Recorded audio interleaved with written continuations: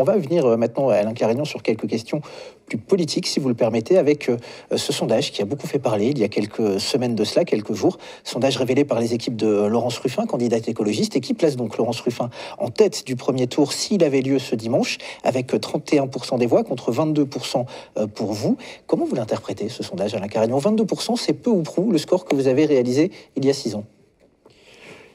Moi, ce que j'aimerais, c'est qu'on publie le second tour. Voilà, puisque... Les hypothèses de second tour n'ont pas été publiées, peut-être n'ont-elles pas été réalisées d'ailleurs? Si. L'ADES qui a publié ce sondage a indiqué qu'elle avait fait le second tour, mais qu'elle ne le publie pas. Donc, j'aimerais qu'on voit la totalité pour pouvoir en juger. Vous supposez quelque chose en particulier? Bah, écoutez, si on ne le publie pas, c'est que ça ne doit pas être très mauvais pour moi. C'est en tout cas votre analyse. Alain Carignan, comment aujourd'hui espérer faire plus en 2026, en mars 2026? Il va vous falloir des alliés. Quels peuvent être ces alliés? Mes alliés sont les Grenoblois. C'est aux Grenoblois de se mobiliser, de dire ce qu'ils veulent, où ils veulent que cette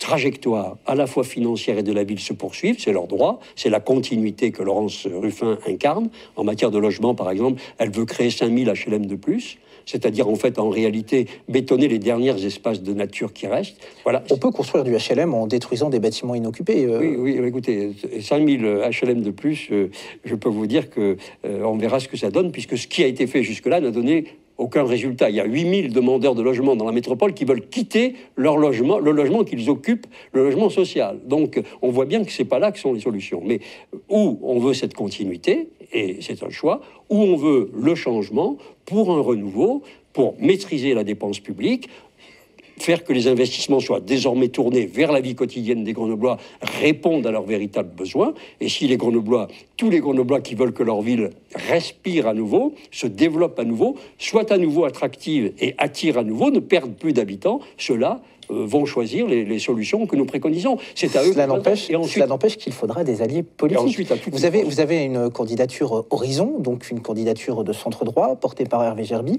Comment vous vous démarquez de cette candidature-là, créditée de 7% dans ce sondage, et qui accumule également quelques soutiens? Moi, j'appelle tout le monde à se rassembler, tous ceux qui le veulent, au premier ou au second tour. De toute façon, il faudra bien que le rassemblement de tous ceux qui veulent le changement... Vous discutez avec Hervé Gerby, avec Émilie Chalas, élu Renaissance? Je suis ouvert à tout le monde, je leur ai dit, il faut vraiment qu'on se rassemble. Si, vous savez, moi, je suis pas là pour être quelqu'un. Je suis là pour faire quelque chose, pour traiter les sujets. Et donc, tous ceux qui veulent qu'on les traite, je les appelle à se rassembler. Parce que la situation de Grenoble est une situation de crise.